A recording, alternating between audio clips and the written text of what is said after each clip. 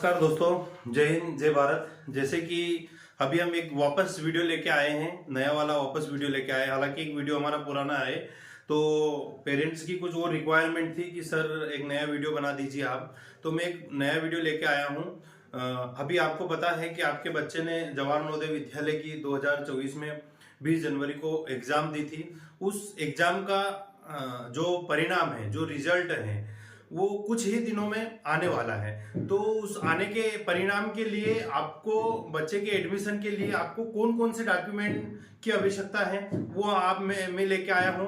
आप जरूर वो डॉक्यूमेंट बना लीजिए, नहीं तो आपको बाद में कहीं ना कहीं पछताना पड़ेगा। जो नेसेसरी डॉक्यूमेंट मैं अभी आपको बता देता हूँ, और जो एडमिशन टाइम पे जो डॉक्यूमेंट बनेगा उसको भी मैं बता दूंगा, ताकि आपको इधर उधर कहीं भटकना ना पड़े। नहीं तो पता चले कि आप ग्रेजुएटेड ऑफिसर का प्रमाण पत्र बनाना और आपने लोकली कुछ डॉक्टर वगैरह का प्रमाण पत्र बना लिया, चेकअप सर्टिफिकेट बना लिया, तो आपको कहीं ना कहीं फिर नवोदय में एडमिशन में दिक्कत आएगी। तो इसलिए मेरी आपसे हम्बल रिक्वेस्ट है कि कृपया प्लीज आपके बच्चे का, यदि आपके बच्चे ने अच्छे मार्क्स गेन करे हैं, तो आप जरूर ये डॉक्यूमेंट कंप्लीट कर लीजिए। उसमें बर्थ डेट में क्या दिक्कत है, एड्रेस में क्या दिक्कत है, आधार कार्ड में क्या दिक्कत है, तो मैं सारी चीज आपको 1 बाय 1 बता रहा हूं। आप वीडियो पर टिके रहें, हमारे वीडियो को लाइक करें, शेयर करें, कमेंट करें और चैनल को सब्सक्राइब करें। तो आइए मैं आपको बता देता हूं कि कौन सा डॉक्यूमेंट कहां बनेगा और उसमें क्या क्या मिस्टेक आ सकती है और कहां कहां बनेगा, किससे साइन करवाना है आपको। कुछ एडमिशन के पहले डॉक्यूमेंट हैं, कुछ एडमिशन के साथ में डॉक्यूमेंट है। तो ठीक है, आइए मैं रिमार्क ये है, जरूरी दस्तावेज हैं, शायद आपको अच्छे से दिख रहा होगा। ये जरूरी दस्तावेज है, जवाहर नवोदय विद्यालय जो दस्तावेज की सूची है, रिमार्क है। तो फर्स्ट ऑफ ऑल आता है आपका, एक तो वहां पर मिलेगा आपको आवेदन पत्र। जैसे आपका बच्चा पास होता है, 1-2 दिन के अंदर आपको कॉल आ जाता है। पहले क्या होता था कि आपको घर पे लेटर होता था, जब इतने कम्युनिकेशन के साधन नहीं थे, मल्टीमीडिया के साधन नहीं थे कि व्हाट्सएप वगैरह में इनके ऐसे मेल वेल करने के साधन नहीं थे, तो आपके घर पे 10 से 15 दिन में एक लेटर आता था। वो लेटर नंबर वगैरह लिखेंगे, वो मैं जब भी आपके बच्चे का एडमिशन होगा उस पर मैं आपको बता दूंगा कि लेटर नंबर कहाँ लिखा है, कौन सा कॉलम में लेटर नंबर फिल करना है आपको। तो फर्स्ट ऑफ ऑल आपको प्रवेश आवेदन फॉर्म ये जवाहर नवोदय विद्यालय प्रोवाइड कराएगा। कुछ जवाहर नवोदय विद्यालय जेएनवी में बुला के देते हैं, और कुछ जवाहर नवोदय विद्यालय ग्रुप बना के ग्रुप में सेंड कर देते हैं कि भैया आप निकाल लीजिए। और कहीं कहीं फिर आपको नेट से डाउनलोड करने के लिए भी बोल देंगे, नेट पर भी उपलब्ध रहेंगे ये फॉर्म। ये जब बच्चा पास होगा तब अपने को आवश्यकता लगेगी प्रवेश आवेदन फॉर्म। कम से कम 13 से 15 पेज का फॉर्म आता है, उसमें सारी डिटेल लिखी रहती है कि कब आपके बच्चे ने तीसरी क्लास पास करी थी, चौथी कब है, कौन सा सर्टिफिकेट किसका कहाँ साइन कराना, सारी इंफॉर्मेशन लिखी रहेगी। तो 13 से 15 पेज का रहेगा और 13 to 15 पेज में रहेगा। तो ये जवाहर नवोदय विद्यालय प्रदान किया जाता है, उनकी तरफ से आपको दिया जाता है। सेकंड आता है कास्ट सर्टिफिकेट, है ना, जाति प्रमाण पत्र आता है। तो जाति प्रमाण पत्र आपको बनाना मस्ट है, भले आपका बच्चा पास हो या नहीं हो, बाद में आपको काम आएगा। तो जो समक्ष अधिकारी द्वारा जो जारी किया जाता है वो सर्टिफिकेट बनाना है। और साथ में आपको ओबीसी वाले बच्चे के लिए, जो भी कास्ट ओबीसी में आती है, पिछड़ा वर्ग में आती है, उनको केंद्र सरकार का, राज्य सरकार का नहीं, केंद्र सरकार का ओबीसी सर्टिफिकेट बनाना है। जाति प्रमाण पत्र बनाना है, केंद्र सरकार का भी बनता है और राज्य सरकार का भी बनता है। सब स्टेट में अलग अलग, ओबीसी में अलग अलग कैटेगरी के आते हैं कि कहीं ना कहीं वो कास्ट जनरल कैटेगरी में आती है और कहीं ना कहीं ओबीसी में। जैसे मैंने पिछली बार भी बताया था कि जो जाट समाज है, हमारे एमपी में बहुत है, जाट समाज जो हमारे एमपी में तो वो ओबीसी में आते हैं, लेकिन केंद्र सरकार में वो जनरल कैटेगरी में आते हैं। तो आपको फॉर्म भरते टाइम भी ध्यान रखना था, और अभी भी सर्टिफिकेट बनाते टाइम भी आपको ध्यान रखना पड़ेगा कि जो जाट समाज है वो केंद्र सरकार में आती है। बाकी बहुत सारी समाज है जो स्टेट गवर्नमेंट के अंतर्गत तो ओबीसी में आती है, लेकिन केंद्र सरकार के अंतर्गत, सेंट्रल गवर्नमेंट के अंतर्गत तो वो सामान्य में आती है। तो आपको ये बनाना पड़ेगा, इंग्लिश में भी बनता है और हिंदी में भी बनता है। उसमें आपका क्रमांक लिखा रहेगा कि कौन से समुदाय का क्या है, जाति नंबर, उसमें सब टिक मार्क वगैरह निकलेगा, वो भी बना देगा आपको, जो भी अधिकारी बनाते हैं, तहसील कार्यालय वगैरह में बनता है ये। तो ये कास्ट सर्टिफिकेट हो गया। कास्ट सर्टिफिकेट में और भी कोई दिक्कत आए तो हमारे नंबर पर आप कॉल कर लीजिए, हम आपको सब बता देंगे। 9009099744 है ना। यदि आपके बच्चे ने 70 से 75 नंबर ऊपर 70 से 75 के ऊपर नंबर गेन करे हैं तो आप जरूर आपके बच्चों का वो सर्टिफिकेट बना लीजिए। नेक्स्ट आता है निवास प्रमाण पत्र, रेसिडेंशियल सर्टिफिकेट। ये भी बहुत आवश्यक है, निवास प्रमाण पत्र भी बहुत आवश्यक है। ये भी आपके सक्षम अधिकारी के पास में बनेगा, जिसको बोलते हैं मूल निवासी प्रमाण पत्र।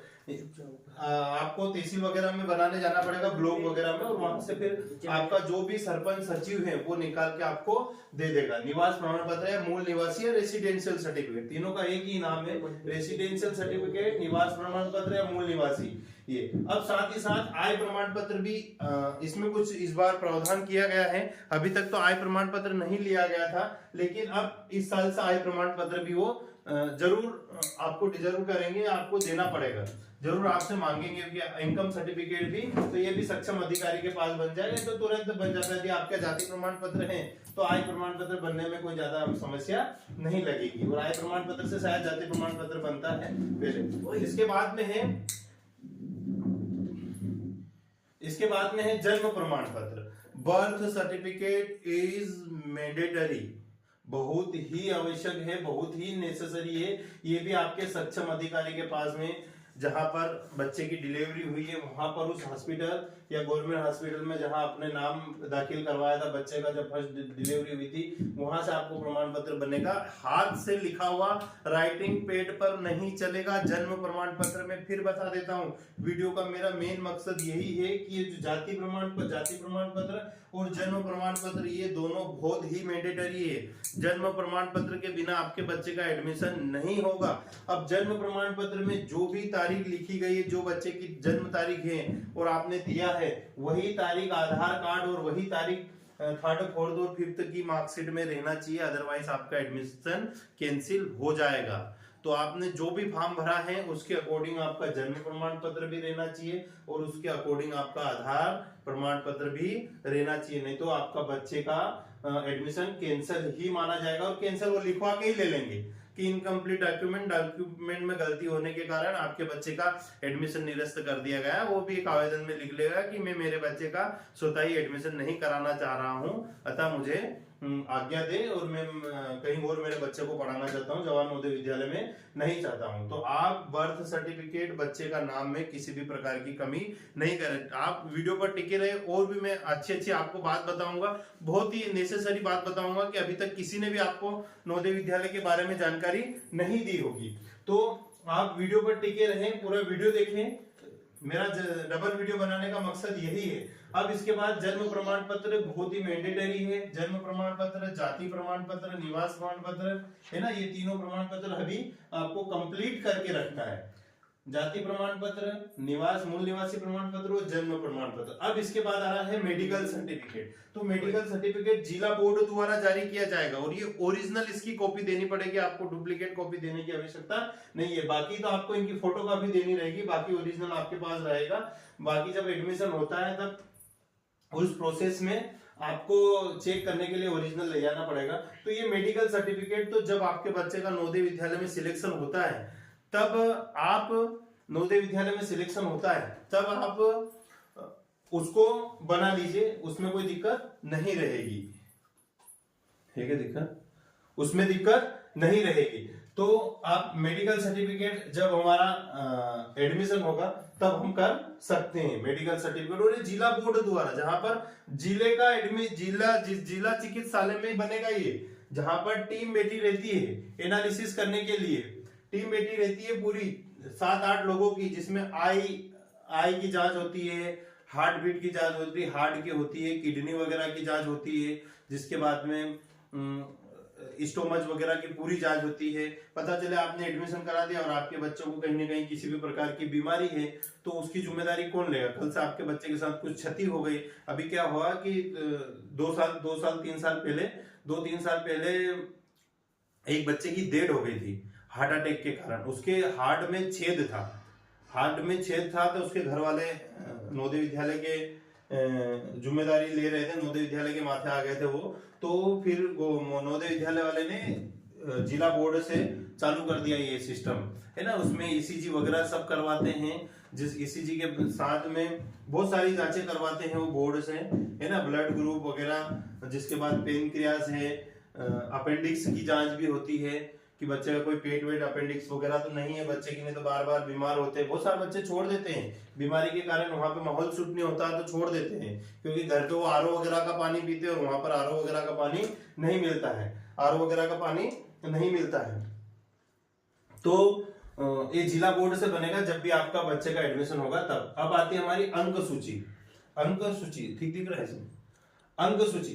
अब अंक सूची ये 3rd 4th और 5th।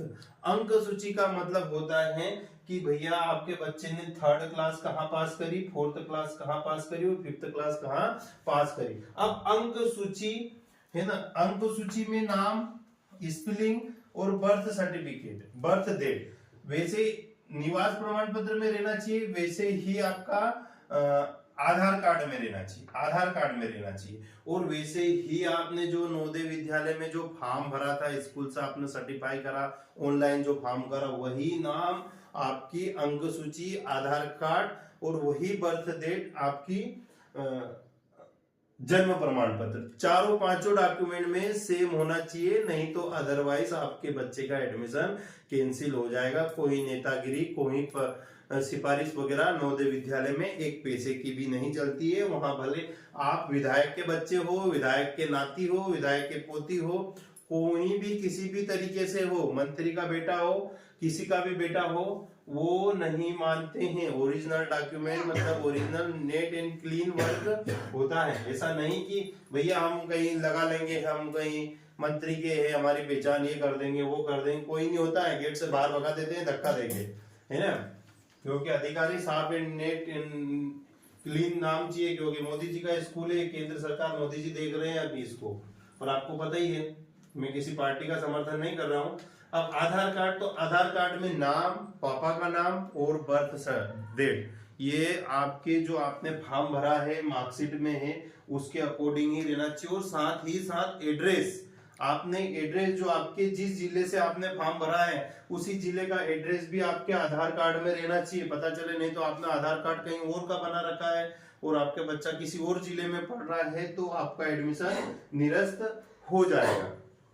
तो आधार कार्ड में भी मैंडेटरी है बर्थ डेट, नाम और एड्रेस, पापा का नाम और आपके बच्चे का खुद का नाम। इसके बाद आती है टीसी। तो टीसी तो आपको प्रोविजनली टीसी मांगते हैं वो स्टार्टिंग पे, मतलब कि जब प्रोविजनली एडमिशन होता है, जब आपका कंफर्मेशन एडमिशन हो जाता है तब टीसी तो हम बाद में बना लेंगे, जब आपके बच्चे का कंफर्म एडमिशन हो जाता है तब। उसके बाद में आपको कम से कम 10 पासपोर्ट साइज फोटो देना पड़ेगा, 10 पासपोर्ट साइज फोटो देना पड़ेगा आपका, बच्चे का और माता पिता का। 2-3 माता पिता के लगेंगे और 7-8 बच्चे का लगेगा, करीब 10 फोटो आपको देना पड़ेगा। क्योंकि जब आप मिलने जाओगे बच्चे से या छुट्टी लेने जाओगे, दीपावली दशहरा वगैरह में आप छुट्टी लेने जाओगे तो आपके बिना फोटो से देखे हुए नवोदय विद्यालय नहीं छोड़ते हैं। उनको नहीं पता है कि आप कौन हो, किस बच्चे के पेरेंट्स हो। आप जब एडमिशन टाइम पर आपने जिस जिसके फोटो दिए थे आपने, और उसमें नीचे लिखा रहता है कि चाचा है, चाची है, मौसी है, दादा है, दादी है, तो उन्हीं बच्चों को जो फोटो लगे रहेंगे उन्हीं बच्चों के साथ में छोड़ेंगे, उन्हीं पेरेंट्स के साथ में बच्चों को